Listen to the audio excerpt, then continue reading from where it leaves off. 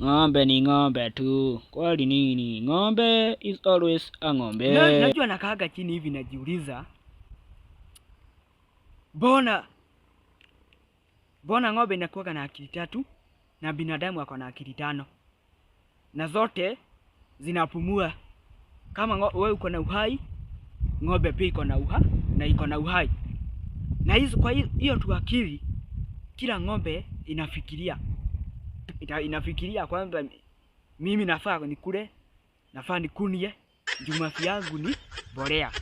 Na ninafaa nikunie ili watu wapate mbolea yangu, ikiwa mafi yangu ndio mbolea imeenda ipelekwe huko kwa shamba ikulishe mimea ili mimea ikue.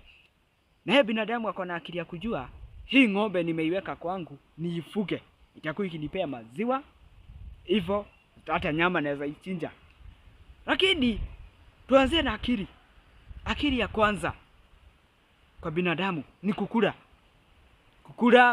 kukunywa. Akili ya pili kukunia, mkojozi, kujua kushibua choo. Akili ya tatu ya binadamu kutembea.